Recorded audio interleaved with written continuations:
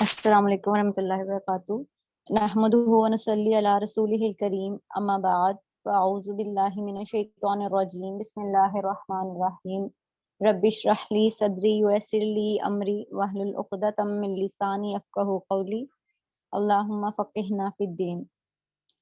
Last lecture میں ہم لوگوں نے دیکھا تھا کہ روزے میں جو ہے رخصت کب کب لی جائے گی، یعنی کس وقت جو ہے وہ روزہ چھوڑا جا سکتا ہے اور کون سا شخص جو ہے وہ روزہ چھوڑ سکتا ہے۔ اس میں ہم نے دیکھا تھا کہ جو شخص سمجھدار نہیں ہے، جو سمجھ سے پرے ہے، وہ روزہ نہیں رکھے گا۔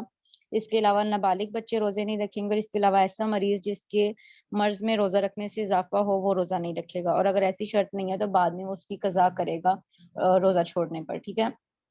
چوتھی اس میں جو ہے وہ خواتین آتی ہیں جو پریگننٹ ہوں یا جنہوں نے فیڈ کروانا ہو بیبیز کو، اور ان کو یا ان کے بچے کو کوئی نقصان کا اندیشہ ہو، تو اس لیے بھی وہ روزہ جو ہے وہ نہیں رکھیں گی، لیکن ان کے ساتھ جو ہے شرط ہے کہ بعد میں یہ قضا ضرور دیں گی، یعنی یہ رمضان میں ایک مسکین کو کھانا بھی دیں گی اور اس کے ساتھ بعد میں جو ہے وہ قضا روزے بھی رکھیں گی اتنے ہی گنتی کے۔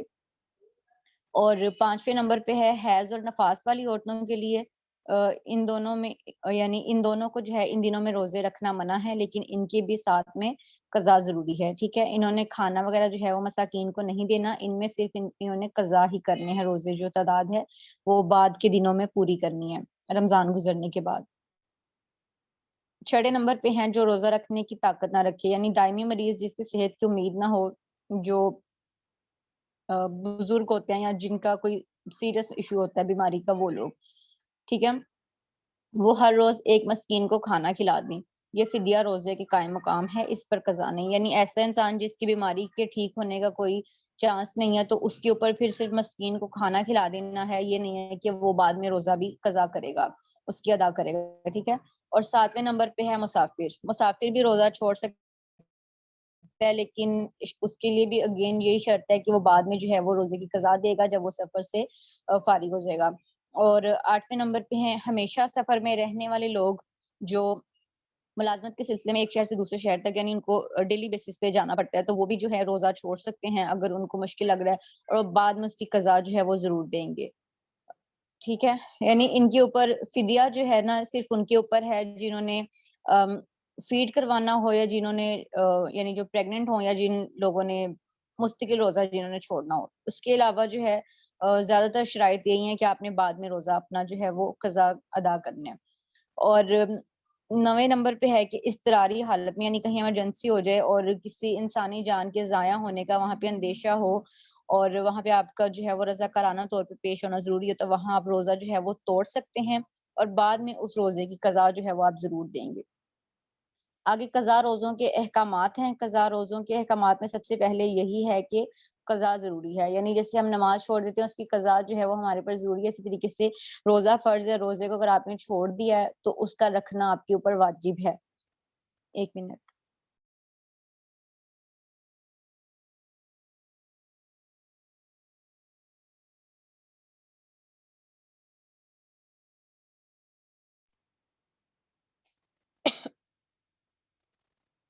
جو شخص زندگی میں قوت سے محروم ہو جائے، یعنی وہ اپنے حالت حیات میں روزے رکھنے کی قوت سے جو ہے وہ محروم ہو جائے، تو اس کے روزوں کی قضا نہیں ہے۔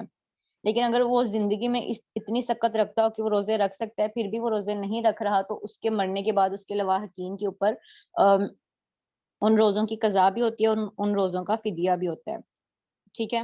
اور اگر زندگی میں اس نے جو ہے قوت سے محروم ہو گیا تو اس کی زندگی میں اس کے بدلے ایک مسکین کو کھانا کھلا دیا جائے۔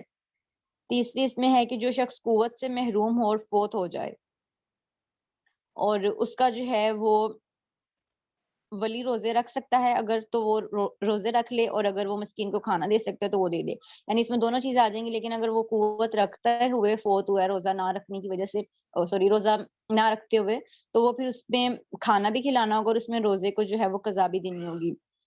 اور اس کے علاوہ ہے کہ اس کے روزوں کے بدلے اتنے ہی مسکینوں کو ایک دن کا کھانا کھلایا جائے، یعنی آپ ایک ایک دن بھی تمام جو ہے وہ روزوں کی قضا دے سکتے ہیں، اور 30 انسانوں کو کاؤنٹ کر کے آپ ایک دن ایک ہی ٹائم میں بھی سب کو کھانا کھلا کے قضا کر سکتے ہیں ادا، ٹھیک ہے۔ اور اس کے علاوہ ہے کہ اگر کوئی زندگی میں نظر کے روزے نہ رکھ سکے تو روزے کی قضا ورثہ کے ذمہ لازم ہے.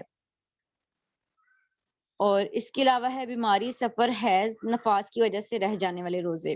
یعنی یہ جو ہم حیض اور نفاس میں جو چھوڑتی ہیں عورتیں روزے، میں نے نہیں دیکھا کہ وہ دوبارہ کبھی بھی موسٹلی جو ہیں گرلز اپنے روزے پورے کرتی ہوں. تو یہ روزے جو ہیں وہ آپ نے لازمی اپنے پورے کرنے ہیں. بیماری میں بھی جو آپ نے چھوڑے ہیں وہ بھی، سفر میں بھی، پیریڈز میں بھی، اور اس کے بعد جو نفاس والے ڈیز ہوتے ہیں اس میں بھی، یعنی پریگننسی کے بعد کے جو ڈیز ہوتے ہیں آپ کے. اس کے علاوہ ہے رمضان کے بعد بغیر کسی تاخیر کے جلد رکھنے چاہیے. یعنی ساتھ یہ بھی شرط ہے کہ جلد رکھنے چاہیے. یہ نہیں کہ آپ جو ہے رمضان سے بالکل آنے سے پہلے والے جو ڈیز ہوتے ہیں اس میں اپنی قضا جو ہے روزوں کی پوری کریں. ٹھیک ہے. ان میں تواتر ضروری نہیں، وقفے وقفے سے رکھے جا سکتے ہیں. یعنی ایسے نہیں ہے کہ آپ نے جیسے رمضان کے 30 رکھنے ہیں تو اگر آپ نے 15 چھوڑے ہیں تو آپ نے 15 جب رکھنے ہیں تو وہ تواتر سے رکھنے ہیں. آپ 2 دن چھوڑ کے ایک روزہ بھی رکھ سکتی ہیں جیسے آپ کو ایزی لگے. ٹھیک ہے. اس کے علاوہ ہے مستحب روزے کون سے ہیں، یعنی پسندیدہ روزے کون سے ہیں. اور یہ آپ لوگ چاہیں تو ساتھ نوٹ بھی کر سکتے ہیں. شوال کے 6 روزے جو کہ عید الفطر کا دن نکال کے اگلے دن سے شروع ہوتے ہیں، یہ پسندیدہ روزے ہیں. اس کے علاوہ ذی الحج کے پہلے 9 دنوں کے روزے. ٹھیک ہے. اس کے علاوہ سارا سال میں یعنی ہر ہفتے میں سوموار اور جمعرات کا یعنی منڈے اور تھرسڈے کا روزہ جو ہے پسندیدہ ہے.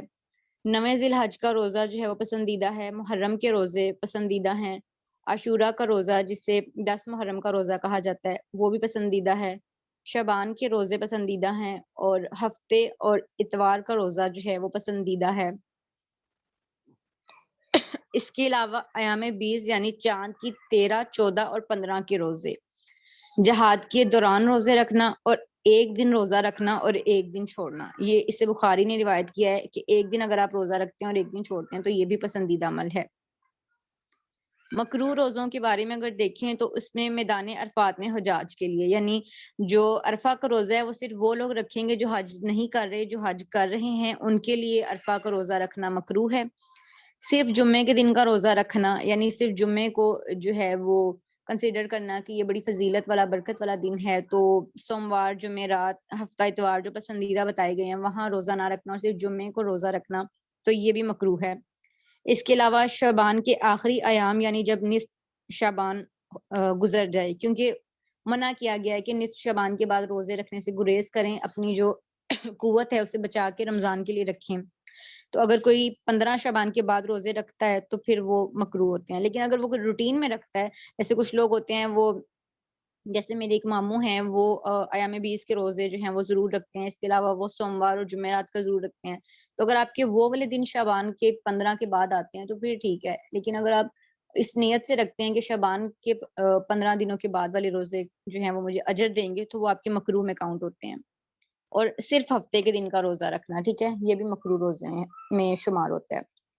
کن دنوں میں روزے رکھنا جو ہے وہ حرام ہے، یعنی جس میں ایک تو مکروہ ہے، اور مکروہ اور حرام میں آپ کو پتہ ہے تھوڑا فرق ہوتا ہے، لیکن مکروہ کی اگر کثرت کی جائے تو وہ آپ کو حرام کی طرف لے کے جاتی ہے. اس لیے آپ نے مکروہ سے بھی رکنا ہے اور حرام سے بھی رکنا ہے.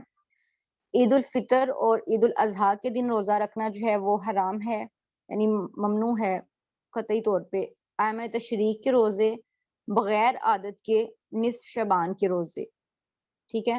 شعبان کی آخری تاریخوں کے روزے استقبال رمضان کے لیے رکھنا، یعنی شعبان کی آخری تاریخوں میں روزے آپ نے نہیں رکھنے. آپ کو حدیث ملتی ہے اس پہ جب، تو اگر آپ پھر بھی اس نیت سے رکھتے ہیں کہ آپ رمضان کا استقبال کر رہے ہیں، یعنی آپ اپنی جو جسم ہے اس کو آپ ٹرین کر رہے ہیں روزے کے لیے، تو یہ حرام ہے، کیونکہ اللہ تعالیٰ کے نبی نے جس چیز سے منع کر دیا اس سے ہمیں رک جانا ہے. اس کے علاوہ ہے ہمیشہ روزہ رکھنا، یعنی آپ مسلسل روزے کی حالت میں ہوں، ڈیلی رکھیں، یہ بھی حرام ہے. جمعے کا الگ روزہ رکھنا، صرف اکیلے ہفتے کا روزہ رکھنا. دیکھیے جمعے اور ہفتے کا جو ہے وہ مکروہ بھی ہے اور آگے اس کو حرام بھی کہا گیا ہے. مشکوک دن کا روزہ رکھنا، یعنی جس دن جو ہے وہ کوئی ہمیں اس کی شہادت نہ ملتی ہو، کوئی وجہ نہ ملتی ہو، اس دن روزہ رکھنا. روزے میں وصال کرنا، ٹھیک ہے. وصال اس سے مراد یہ ہے کہ ایک آدمی ارادی طور پر 2 یا اس سے زیادہ دن تک روزہ افطار نہ کرے اور مسلسل روزے رکھے، نہ رات کو کچھ کھائے اور نہ سحری کے وقت. اور یہ جو چیز ہے روزے میں وصال، یہ صرف نبی پاک صلی اللہ علیہ وسلم کو عطا کی گئی تھی کہ وہ اگر روزہ جو ہے وہ افطار نہیں بھی کرتے تھے تو ان کو اللہ تعالیٰ جو ہے وہ اپنے اذن سے ان کو کھلاتے بھی تھے، ان کو پلاتے بھی تھے.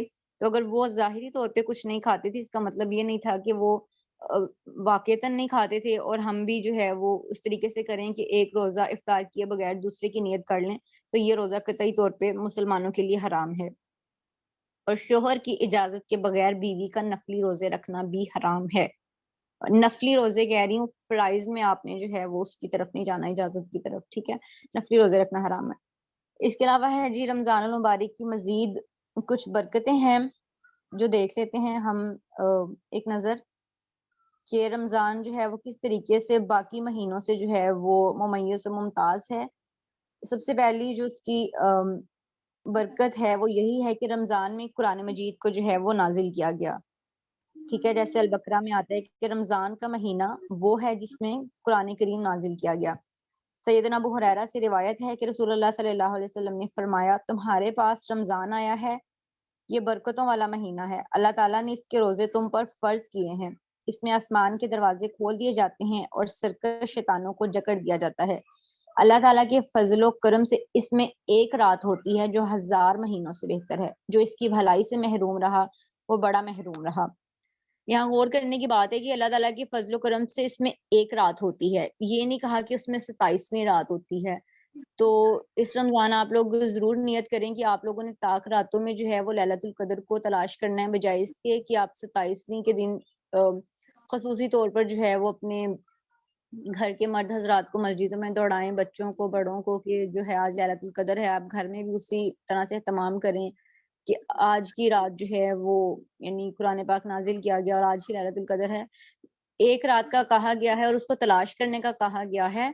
تو یہ جو ہمارے یہاں ایک مسکنسیپشن ہے، اس کو ٹھیک کرنے کی بہت ضرورت ہے کہ لیلۃ القدر کے بارے میں حتمی رائے کوئی نہیں ہے. وہ 21ویں بھی ہو سکتی ہے، وہ 23ویں بھی ہو سکتی ہے، وہ 25ویں بھی ہو سکتی ہے، 27ویں 29ویں کچھ بھی ہو سکتا ہے.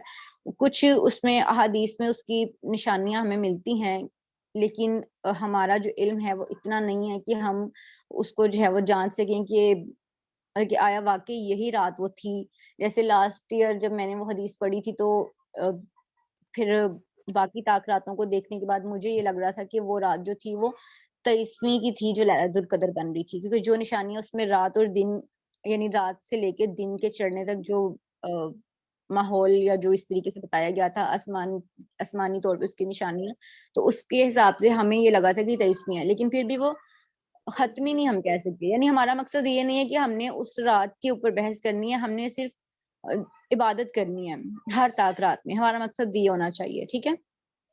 کسی ایک دن کو ہم نے اس سے منسوب نہیں کر دینا کہ بس یہ 27ویں ہی جو ہے، جیسے ہمارے یہاں 27ویں کو ہی لیلۃ القدر کہا جاتا ہے، جو کہ ٹوٹلی غلط ہے.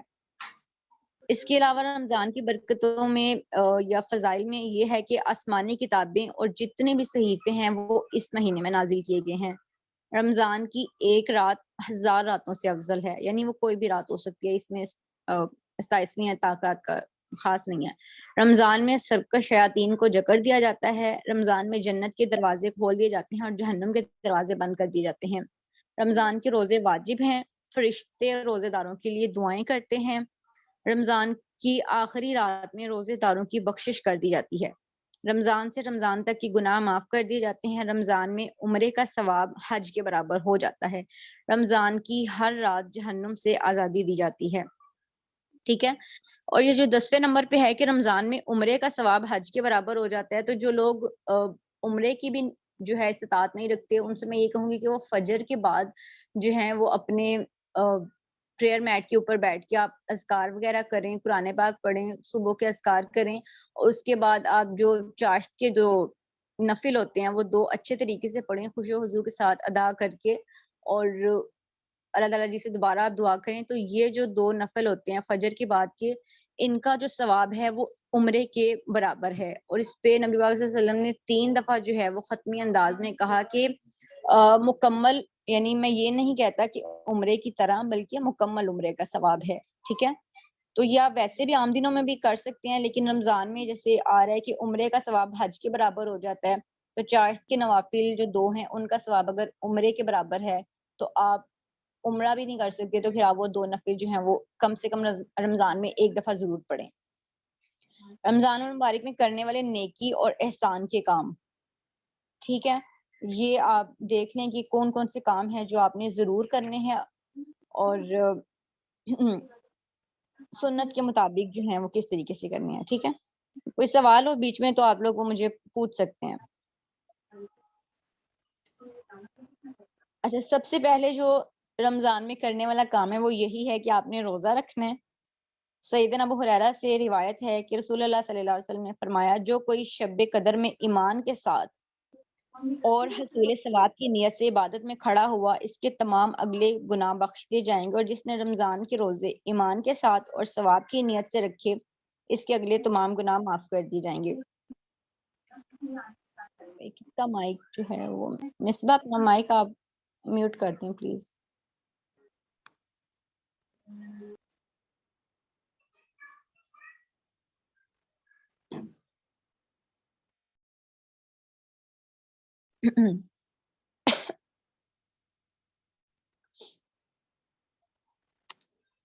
اچھا، کچھ چیزیں جو ہیں وہ آپ نوٹ کر لیں جو آپ نے رمضان میں ضرور کرنی ہے.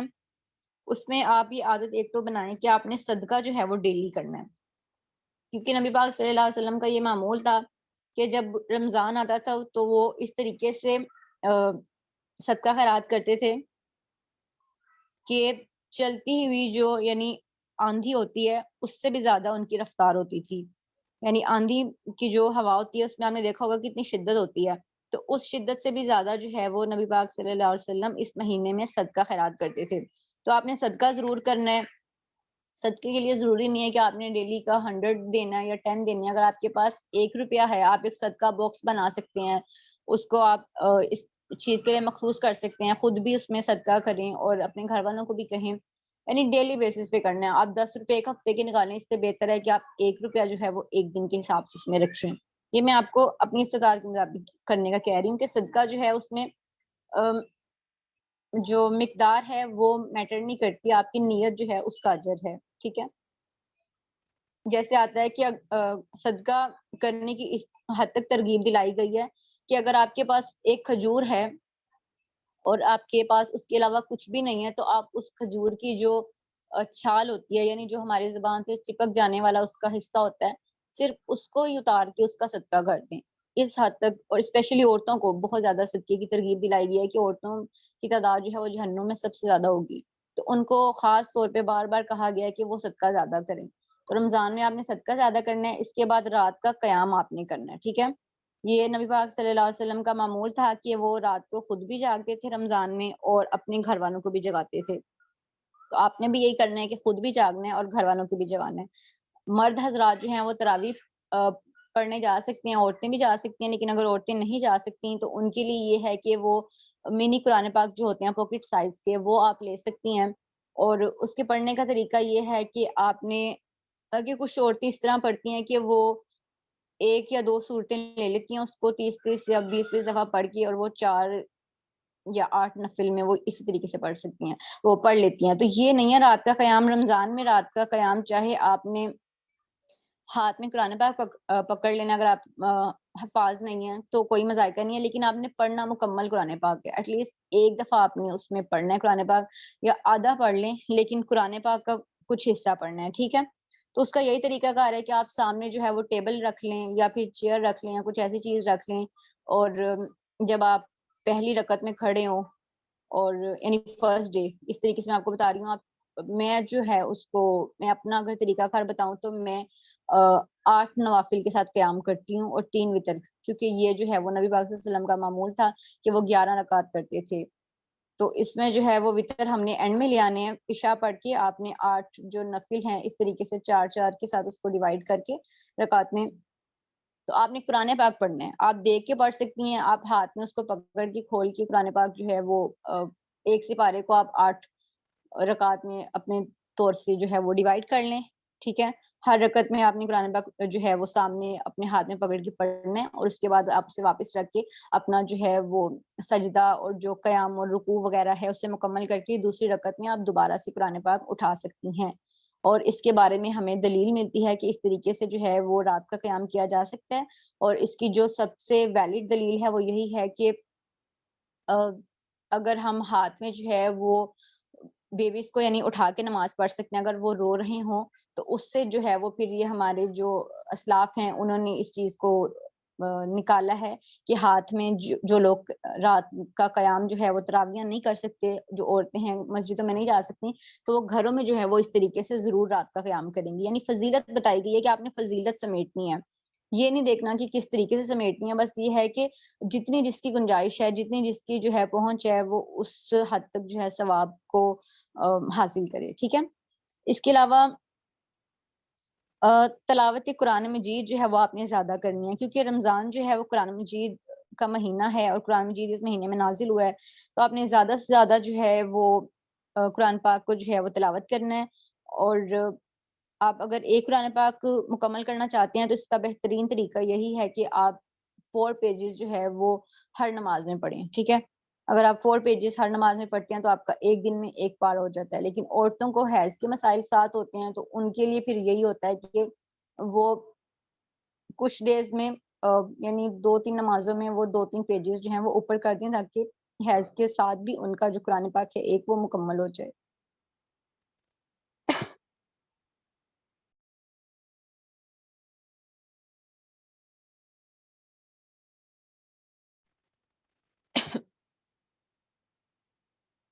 اچھا, آپ نے تلاوت قرآن مجید کے علاوہ آپ نے تدبر بھی کرنا ہے. ٹھیک ہے. اگر آپ کے پاس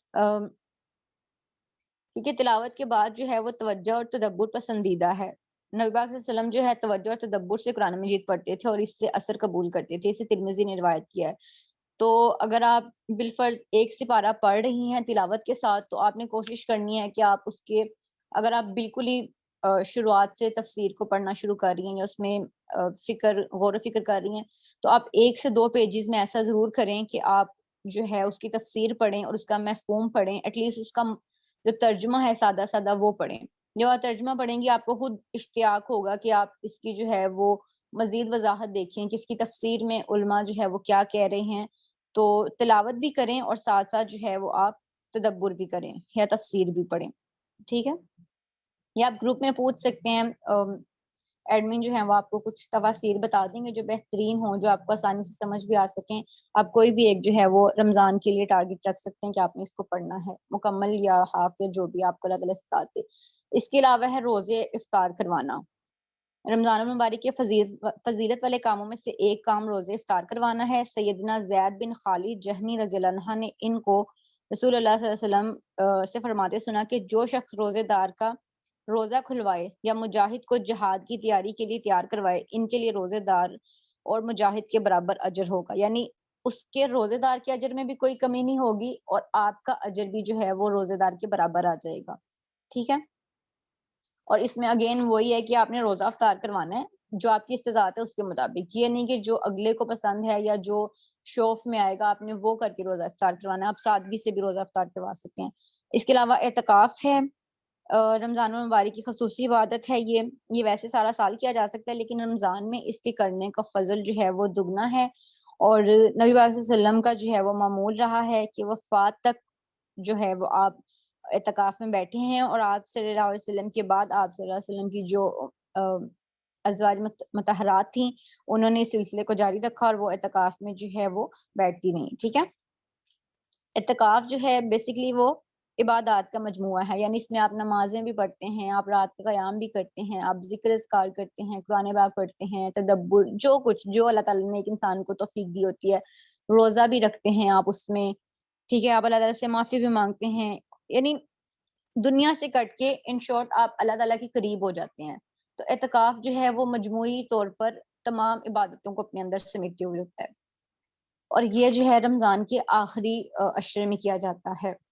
اس کے علاوہ ہے رمضان کے آخری عشرے میں خوب محنت کرنا.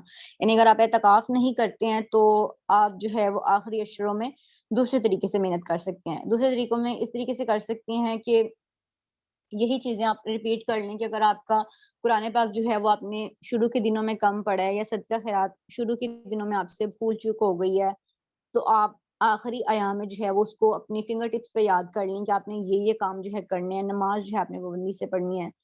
ویسے تو آپ نے کوشش کرنی ہے کہ سارا رمضان آپ نماز پڑھیں، لیکن اگر آپ بالفرض آپ کی رہ گئی ہے تو آخری عشرہ جو ہے نا وہ آپ کا بس ایک بونس والا حساب ہوتا ہے کہ جو کچھ آپ سے ہو رہا ہے نا آپ کریں اور آپ ثواب جو ہیں وہ سمیٹیں. ٹھیک ہے. تو رسول اللہ صلی اللہ علیہ وسلم کا جو معمول تھا وہ یہی تھا کہ وہ اعتکاف کرتے تھے، لیکن اگر آپ اعتکاف نہیں کر سکتے تو آپ اسی عشرے کی طاق راتوں میں سے لیلۃ القدر کو تلاش کر سکتے ہیں. ٹھیک ہے. اگین میں بتا رہی ہوں کہ لیلۃ القدر 27ویں کی رات نہیں ہے، آپ نے طاق راتوں میں جاگ کر تلاش کرنا ہے. اور تلاش کرنے کا مطلب کہ تلاش کرنے میں آپ نے اب یہ مطلب نہیں لینا کہ آپ نے واقعی اس کو ڈھونڈ نکالنا ہے کہ یہ آج کی رات جو ہے وہ لیلۃ القدر تھی. بس آپ نے نیت کرنی ہے کہ یہ طاق رات ہے، اور اللہ تعالیٰ بہتر جانتے ہیں کہ کون سی جو ہے وہ ان میں سے طاق راتوں میں سے لیلۃ القدر ہوگی. تو اللہ تعالیٰ کو پتہ ہے، اور اس اپنے فضل کے حساب سے وہ جو ہے آپ کو اپنے رحم سے نوازیں اور آپ کو جو ہے وہ مغفرت کریں، آپ کے روزے اور نمازیں جو بھی ہیں وہ قبول فرمائیں. ٹھیک ہے. مقصد یہی ہے ہمارا کہ ہم روزوں میں اپنی بخشش کروا لیں اللہ تعالیٰ سے، پورے سال کی بھی گناہوں کی، اور ویسے بھی جو ہے وہ اپنے آپ کو پریپیئر کریں. ہم اللہ تعالیٰ کے ساتھ جو ہے ہمارا قرب اور ہمارا ان کا لنک جو ہے وہ مضبوط ہو. تو طاق راتوں کا بھی بیسکلی یہی مقصد ہے. اور لیلۃ القدر اگر آپ کو پتہ چل بھی جاتا ہے تو بھی اس کا اس سے زیادہ کوئی مطلب نہیں ہے اس کو تلاش کرنے زیادہ، کہ آپ اس میں اللہ تعالیٰ کا قرب حاصل کریں اور اللہ تعالیٰ سے بخشش کی جو ہے وہ دعا کریں. لیلۃ القدر کو تلاش کرنا، اس پہ ہے حدیث کے سیدنا ابو ہریرہ سے روایت ہے، نبی کریم صلی اللہ علیہ وسلم نے ارشاد فرمایا بلا شبہ اس رات زمین میں فرشتوں کی تعداد کنکریوں کی تعداد سے زیادہ ہوتی ہے. ٹھیک ہے. ان راتوں میں اللہ تعالیٰ کی خوب عبادت کرنی چاہیے تاکہ اس کی خیر و برکت سے محروم نہ رہا جائے. لیلۃ القدر کی ایک خاص دعا ہے جو آپ کو میں گروپ میں بھیج دوں گی. ٹھیک ہے. اگین کہ لیلۃ القدر کہہ رہی ہوں تو 27ویں کی نہیں کہہ رہی، تمام طاق راتوں کی کہہ رہی ہوں جو 5 یا 4 آتی ہیں اس میں آپ نے یہ دعا پڑھنی ہے. یہ سیدہ عائشہ سے مروی ہے. سیدہ عائشہ فرماتی ہیں کہ میں نے رسول اللہ صلی اللہ علیہ وسلم سے عرض کیا کہ آپ کا کیا خیال ہے کہ اگر مجھے معلوم ہو جائے کہ شب قدر کون سی ہے تو اس میں کیا ورد کروں. تو آپ صلی اللہ علیہ وسلم نے فرمایا یوں کہو اللہم انک عفو کریم تحب العفو فاعف عنی. اے اللہ تو بہت زیادہ معاف کرنے والا ہے، معافی کو تو پسند کرتا ہے، سو مجھے معاف فرما دے. ٹھیک ہے. یعنی آپ نے ہر طاق رات میں اپنے نفل، اپنی جو فرض نماز ہے عشاء کی اور اس کے بعد نفل، اس کے بعد قرآن پاک کی ذکر اذکار کرنے کے بعد آپ نے یہ دعا کثرت سے پڑھنی ہے، کیونکہ ہمیں نہیں معلوم کہ کون سی رات جو ہے وہ شب قدر یعنی لیلۃ القدر ہوگی. تو یہ دعا میں آپ کو بھیج دوں گی، آپ یاد بھی کر سکتی ہیں زبانی، اور آپ اس کو دیکھ کے بھی پڑھ سکتی ہیں تمام طاق راتوں میں. اس کے علاوہ عمرہ کرنا ہے، اور رمضان مبارک میں جو ہے وہ عمرہ کرنا فضیلت کے کاموں میں سے ہے. اور جیسے کہ میں نے آپ کو بتایا کہ اگر آپ عمرہ نہیں کر سکتی تو آپ کس طریقے سے جو ہے اس کا الٹرنیٹ آپ کے پاس موجود ہے کہ آپ 4 کے نوافل ادا کر کے عمرے کے برابر ثواب لے سکتی ہیں، کیونکہ رمضان میں عمرہ کرنے کا ثواب جو ہے وہ حج کے برابر ہے. ٹھیک ہے. اس کے علاوہ ہے کثرت سے دعائیں کرنا. تو رمضان مبارک میں آپ ضروری نہیں ہے کہ آپ نے فرض نمازوں کے بعد دعا کرنی ہے. یعنی اگر آپ کو پتہ چلتا ہے کہ کوئی دن ہے جو دعا کے لیے مخصوص ہے، جس دن میں یا جس ٹائم میں جسے کہا جاتا ہے جمعے کے دن جو ہے وہ دعا عصر سے مغرب کے بیچ میں قبول ہوتی ہے، تو اس وقت ہم زیادہ دعائیں کرتے ہیں. اور رمضان کے ہمیں سارے مہینے میں کہا گیا ہے کہ رمضان میں جو ہے وہ کثرت سے دعائیں کریں. تو آپ نے یہ نہیں دیکھنا کہ آپ نے جائے نماز بچھائی ہے. دیکھیں اللہ تعالیٰ جو ہیں وہ ہماری شہرت سے قریب ہیں اور وہ ہر وقت ہوتے ہیں، وہ صرف تب نہیں آتے جب ہم جائے نماز بچھا کے دعا کے لیے ہاتھ اٹھاتے ہیں. تو آپ نے سارا رمضان چلتے پھرتے اٹھتے بیٹھتے آپ نے چاہے روزہ نہیں بھی رکھنا تب بھی آپ نے کثرت سے دعائیں کرنی ہے اپنی مغفرت کی، اور بھی بہت ساری یعنی نیک ازدواج کی. اگر آپ لوگ شادی شدہ نہیں ہیں، یہ سب سے بڑی دعا ہے جو آپ نے اس رمضان میں مانگنی ہے. اور اس کے علاوہ اور بہت سی دعائیں جو دنیاوی ہیں جو آپ کو لگتی ہیں ضروری ہیں وہ، اور باقی ساری دعائیں آپ لوگ آخرت کے لیے کریں کہ اللہ تعالیٰ جو ہیں آخرت میں آسانیاں کریں سب کے لیے. آگے ایک نظر دیکھ لیتے ہیں کہ رمضان میں جن کاموں سے خصوصی طور پر اجتناب کرنا چاہیے. سب سے پہلے اس میں یہی ہے کہ جھوٹ نہیں بولنا. یعنی آپ نے اگر کھانے پینے سے اپنا ہاتھ روک لیا ہے تو اس کا مطلب یہ نہیں ہے کہ آپ کا روزہ ہو گیا. آپ نے صرف اپنا کہ سمجھ لینے کا، آپ نے صرف اپنا منہ نہیں باندھنا، کھانے پینے سے نہیں رکنا، اپنے لغویات سے بھی رکنا ہے. اور اس پہ حدیث ہے کہ سیدنا ابو ہریرہ سے روایت ہے، رسول اللہ صلی اللہ علیہ وسلم نے فرمایا جو شخص جھوٹ بولنا اور اس پر عمل کرنا نہ چھوڑے تو اللہ کو کوئی ضرورت نہیں کہ یہ شخص اپنا کھانا پینا چھوڑ دے۔ اس کو بخاری نے روایت کیا ہے، ٹھیک ہے۔ تو آپ نے کوشش کرنی ہے کہ اول تو آپ سارا سال ہی جھوٹ نہ بولیں، اور لیکن پھر بھی اگر آپ کی عادت ہے، جیسے میں آج ایک چیز پڑھ رہی تھی، مجھے نہیں یاد میں نے کہاں پڑھی ہے، کہ کسی بھی عادت کو اپنانے کے لیے نا مستقل طور پہ آپ کو 21 دن لگتے ہیں۔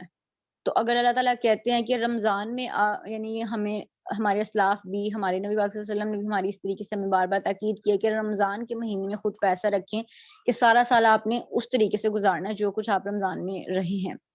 تو اگر آپ نے ایک عادت رمضان میں یا ایک سنت آپ نے اپنا لی ہے، 21 دن آپ نے اس پہ عمل کر لیا، اس کا مطلب ہے وہ سارا سال آپ کی عادت میں رہنے والی ہے۔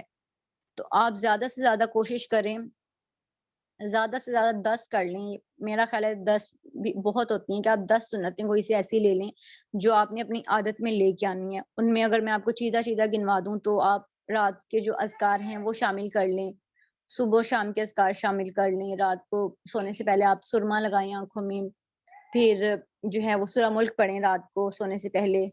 اس کے علاوہ اتنی چھوٹی چھوٹی ہیں، کھانا کھانے سے پہلے بسم اللہ پڑھیں، کھانا کھانے کے بعد آپ الحمدللہ کہیں۔ آپ کو پتہ ہے کہ کھانا کھانے کے بعد الحمدللہ جو کہتا ہے اس بندے کو روزے دار کے برابر جو ہے وہ ثواب دیا جاتا ہے، یعنی روزے کے برابر ثواب دیا جاتا ہے۔ یہ حدیث ہے، ویلڈ ہے یہ بھی۔ تو اس طریقے کی چھوٹی چھوٹی سنتیں جو آپ کو یاد بھی رہیں، جیسے بیت الخلاء میں جانے کی دعا ہے، بیت الخلاء سے باہر آنے کی دعا ہے، یہ آپ اپنی سنتوں کو اپنی عادت میں لے آئیں، اور وہ پھر سارا جو سال ہے وہ آپ کی مدد کریں گی۔ اس کے علاوہ ہے جی، آپ نے دل لگی کی باتیں، شور و غل یا لڑائی جھگڑا کرنا اور گالیاں دینا، اس سب سے بھی اوائڈ کرنا ہے۔ سیدنا ابو ہریرہ سے روایت ہے، رسول اللہ صلی اللہ علیہ وسلم نے فرمایا جب تم میں سے کسی کا روزہ ہو تو نہ دل لگی کی باتیں کرے اور نہ شور و غل کرے۔ اگر کوئی اس سے گالی گلوچ کرے یا اس سے لڑے تو کہہ دے کہ میں تو روزے دار ہوں۔ یعنی یہ نہیں کہ آپ اس سے باقاعدہ لڑیں، اور جو ہمارے یہاں دیکھنے کو ملتا ہے کہ روزہ رکھ کے ہم بس یہی کہہ رہے ہوتے ہیں کہ بھئی میرا تو روزہ ہے۔ اگر آپ کو کچھ کہہ دیتا ہے یا کوئی اونچ نیچ کر دے تو آپ فوراً سے کہتے ہیں کہ بھئی میرا تو روزہ ہے اور میرے ساتھ ایسے کر رہے ہو۔ تو آپ نے اللہ کے لیے روزہ رکھا ہوتا ہے، آپ نے بندوں کے لیے نہیں رکھا ہوتا کہ جو آپ کو کوئی 19-20 کرے تو آپ اس پہ چڑھ دوڑتے ہیں کہ میرا روزہ ہے اور یہ کیسے کر دیا آپ نے میرے ساتھ۔ تو جو چیز اللہ کے لیے ہوتی ہے اس کے اجر کا پھر جو دار و مدار ہے نا وہ بندوں کے اوپر نہیں رکھنا چاہیے، یعنی پھر اس کی امید اللہ سے رکھنی چاہیے۔ جب اللہ نے کہہ دی کہ روزہ میرے لیے ہے، میں اس کا اجر دوں گا، تو اپنا روزہ کائنڈلی اس طریقے سے خراب نہیں کیا کریں کہ روزہ رکھ کے جو ہم احسان کرتے ہیں نا اپنے گھر والوں پہ، اسپیشلی اپنے پیرنٹس پہ، کہ ہمارا روزہ ہے، تو وہ نہیں کیا کریں۔ اس کے علاوہ ہے مظلوم کی آہ سے بچنا، مسلمان کو کسی مسلمان سے زیادتی نہیں کرنی چاہیے۔ سیدنا جابر رضی اللہ عنہ فرماتے ہیں کہ میں نے نبی کریم صلی اللہ علیہ وسلم سے سنا، آپ فرما رہے تھے مسلمان وہ ہے جس کی زبان اور ہاتھ سے مسلمان محفوظ رہیں۔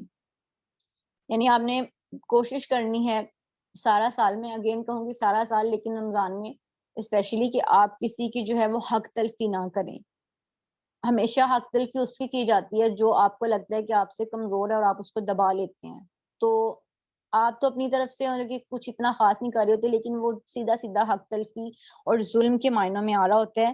اور اس کے اوپر میں نے آپ کو حدیث بھی بتا دی ہے کہ مظلوم کی جو بد دعا ہے وہ فوراً عرش پر پہنچتی ہے، اس کے اور اللہ تعالیٰ کے درمیان کوئی پردہ نہیں ہوتا۔ تو آپ نے کوشش کرنی ہے کہ آپ اپنی پاور کا جو ہے کہیں پہ بھی فائدہ نہ اٹھائیں، نہ رمضان میں اور نہ ویسے۔ اس کے علاوہ بغض نہیں رکھنا، یعنی جو ہمارے گھروں میں صفائیاں ہو رہی ہوتی ہیں یہ رمضان کی صفائی نہیں ہے، یہ جو ہے یہ ایک دنیاوی چیز ہے، یہ مادی پرستی کی طرف اس کو ٹھیک ہے صفائی نصف ایمان ہے، لیکن مجھے نہیں لگتا کہ اتنے گندے گھر ہوتے ہیں کہ سارے سال کی جو صفائی ہے وہ رمضان سے پہلے کی جاتی ہے، یعنی ہفتہ 10 دن لگا کے، اور دلوں میں جو ہے وہ بغض ہمارے ویسے کے ویسے ہوتے ہیں۔ رمضان سے پہلے بھی کرتے ہیں، عید سے پہلے بھی کرتے ہیں، لیکن رمضان میں بھی ہمارے دلوں میں وہی کینہ ہوتا ہے، عید پر بھی ہم مل رہے ہوتے ہیں تو ہمارے دلوں میں وہی جو ہے وہ بغض ہوتا ہے۔ تو رمضان کی صفائی بیسکلی یہی ہے کہ آپ اپنے دل کو جو ہے وہ بغض سے پاک کر لیں۔ یہ نہیں ہے کہ آپ اپنے گھروں کے کارنرز کو جو ہے وہ چمکاریں اور دل جو ہے وہ آپ کے ویسے کے ویسے گندے ہوں، ٹھیک ہے۔ میں یہ نہیں کہہ رہی کہ آپ گھروں کی صفائی نہیں کریں، لیکن پہلے آپ اپنے تزکیہ نفس کریں، پہلے آپ جو ضروری ہے وہ اپنے دلوں کو صاف کریں، ٹھیک ہے۔ اس کے علاوہ اگر آپ کو لگتا ہے کہ آپ نے کسی کا حق مارا ہوا ہے تو وہ اس کو واپسی کر دیں، اور اگر ارادہ رکھتے ہیں یا اگر آپ سے ایسا ہو رہا ہے رمضان میں تو اس سے بھی جو ہے وہ آپ اوائڈ کریں۔ اس کے علاوہ کبیرہ گناہوں سے جو ہے وہ اوائڈ کریں. گناہ کبیرہ ہو یا صغیرہ دونوں نہیں کرنے چاہیے، لیکن پھر بھی رمضان میں جو ہے وہ پوری کوشش کرنی چاہیے کہ آپ کبیرہ گناہوں سے بچیں، کیونکہ رمضان کو گناہوں کی مغفرت کا مہینہ تو کہا گیا، لیکن اس میں کچھ جگہوں پہ یہ بھی آتا ہے کہ اس میں کبیرہ گناہ جو ہیں وہ پھر بھی اللہ اور بندے کا معاملہ رہتے ہیں. تو کوشش کریں کہ رمضان میں صغیرہ کبیرہ کسی طریقے کے گناہ جو ہیں وہ نہیں کریں. اور اس کے علاوہ ہم دیکھ لیتے ہیں کہ رمضان المبارک میں کرنے والی چند غلطیاں جو ہم سب کرتے ہیں اور جو ہم نے نہیں کرنی. ٹھیک ہے، افطار میں تاخیر کرنا، جیسے میں نے آپ کو کل بتایا کہ افطار میں جلدی کرنی چاہیے. دن کے اوقات میں کثرت سے سونا، دن کے اوقات میں آپ نے جاگنا ہے تاکہ آپ نمازیں جو ہیں وہ اول وقت میں ادا کریں اور ٹائم جو بچ جائے اس میں آپ قرآن پاک پڑھیں. سحری میں آپ نے جلدی کرنی ہے. بد اخلاقی کا مظاہرہ نہیں کرنا. اگر آپ کو روزہ لگ رہا ہے آپ سو جائیں، آپ کہیں مطلب ہٹ جائیں، لوگوں سے بات نہ کریں. اگر آپ کو لگ رہا ہے کہ آپ بات کریں گے تو بات خراب ہوگی، بجائے اس کے کہ روزے کا احسان اگین کسی اور کے اوپر رکھنا، تو آپ بات چیت نہ کریں، بد اخلاقی نہ کریں. ٹھیک ہے، اس کے علاوہ کھانے میں اسراف کرنا، یعنی بہت زیادہ کھانا، یہ سمجھ لینا کہ روزہ رکھ رہی ہوں تو اب کھانے کو رات کو ہی ملے گا، تو جو کچھ بھی میرے ہاتھ میں آ رہا ہے میں کھا لوں. اس کے علاوہ فضول کاموں میں ٹائم ضائع کرنا، لائک موویز دیکھنا، سانگ سننا یا ڈراماز وغیرہ دیکھنا، یا پھر غیبت کرنا، جھوٹ بولنا، مذاق اڑانا، اس طریقے سے یہ سارا کچھ جو ہے آپ نے نہیں کرنا. اور شاپنگ میں مصروف رہنا، اس چیز سے بھی آپ نے اوائڈ کرنا ہے، کیونکہ آپ کو پتہ ہے میں اس دن ایک حدیث پڑھ رہی تھی کہ شیطان جو ہے نا، وہ شیطان کی جو سب سے پسندیدہ جگہ ہے وہ بازار ہے، اور وہ بازار میں اپنا جھنڈا گاڑتا ہے. اور اس کا جو سب سے مین جو اس کا جسے کہہ لیں کہ اس کا سپورٹر ہوتا ہے، وہ ایک تو وہ ہے جو میاں بیوی کے درمیان جھگڑے کرواتے ہیں، اور دوسرا وہ ہے جو بازاروں میں ہوتا ہے.